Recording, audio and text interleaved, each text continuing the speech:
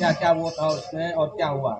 देखिए, नगर निगम की बैठक थी, सामान्य बैठक बुलाई गई थी जिसमें जन समस्याओं का निस्तारण होना था। पार्षदों से प्रस्ताव मांगे गए थे अपनी जन समस्याओं को लेकर, लेकिन कुछ पार्षदों के, जिनसे महापौर जी इर्द गिर्द घूमे हैं, क्यों घिरे हैं पता नहीं, उनका क्या लाभ है, या पार्षदों का कुछ लाभ होगा या महापौर जी का लाभ होगा, ये वही जाने। कार्यकारिणी के चुनाव के नाम पे लोगों ने हंगामा शुरू कर दिया, अधिनियम के विपरीत बात करना शुरू कर दिया। अभी 3 माह पूर्व ही एजेंडे से जारी किया गया कार्यकारिणी का चुनाव। कार्यकारिणी के चुनाव के उपरांत उपसभापति का भी चुनाव हुआ, उन्हीं के माध्यम से, उन्हीं के दल के माध्यम से उपसभापति का भी चुनाव हुआ। उन्हीं ने उपसभापति का चुनाव किया और आज चूंकि वो उपसभापति बड़ा क्या कहें दुख का विषय है, वो पिछड़ी जात को बिलोंग करता था। कतिपय कुछ लोगों को ये हजम नहीं हो रहा है कि एक पिछड़ी जात का व्यक्ति उपसभापति जैसे पद पे। अब सोचिए, जब उन्होंने उसको उपसभापति बनाया था तो बड़े गर्व और हर्ष के साथ ये बता रहे थे कि गरीब घर का बेटा, मध्यम वर्गीय घर का बेटा किसी भी भाजपा के शासन में कहीं भी किसी पद तक पहुंच सकता है। लेकिन आज क्या कारण है आपने उसको अपमानित करने का सोचा? आपकी मंशा यहीं से सामने हो जाती है कि आपकी सोच कैसी है। उन्होंने बोर्ड की बैठक को ये कह के स्थगित किया कि ये हमारा आदेश है, इसको नोट कर लिया जाए कि कार्यकारिणी का चुनाव होगा। अब बताइए, 2 माह पूर्व, 3 माह पूर्व आप कार्यकारिणी का चुनाव कराते हैं जिसका 1 वर्ष का कार्यकाल होता है और नए आने वाले मेंबर का 2 वर्ष का कार्यकाल होता है।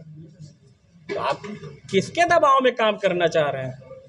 आप जन समस्याओं का निस्तारण करने बैठे हैं कि कुछ मठाधीशों के साथ राजनीति करने बैठे हैं?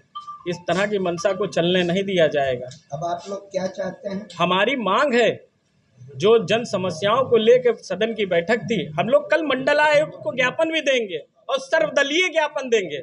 यहाँ पे कोई समाजवादी पार्टी नहीं है, यहाँ पे कोई बसपा नहीं है, यहाँ पे कोई आम आदमी पार्टी नहीं है, यहाँ कोई भारतीय जनता पार्टी नहीं है। नियम सभी के लिए, अधिनियम सभी के लिए, एक्ट बराबर है। अब बड़ा शोक का विषय है, बोर्ड की बैठक जब समाप्त होती है तो राष्ट्रगान होता है। इतनी जल्दी थी उनको कि राष्ट्रगान का भी अपमान करते हुए सदन को वॉकआउट करते जल्दी से अपने निर्णय को वहां पे उन्होंने बताया और भाग गए। आप लोग के साथ कितनी संख्या है? हमारे साथ मैक्सिमम संख्या है, आधे से ज्यादा संख्या है हमारी।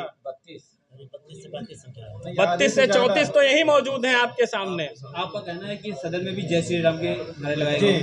देखिए, नारा आप लगाइए, प्रभु श्री राम आपके जितने आराध्य हैं उतने आराध्य हमारे भी। बगैर नित्य दिन की शुरुआत प्रभु श्री राम के चरणों से के अलावा नहीं होती है। उनको नमन करते हुए आगे हम लोग निकलते हैं। लेकिन ऐसा उद्घोष लगाने से क्या मतलब है? क्या आपने क्या किया? आपने ऐसा कौन सा बड़ा काम कर दिया वहां पे कि ऐसा प्रतीत होने लगे कि हम जीत के आ गए? जीतना हारने का कौन सा विषय था?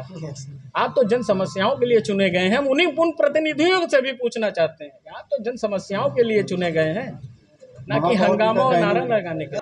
देखिए, मैंने आपसे अपनी बात शुरू करने से पहले ही कहा था कि हमारे साथ सर्वदलीय लोग हैं।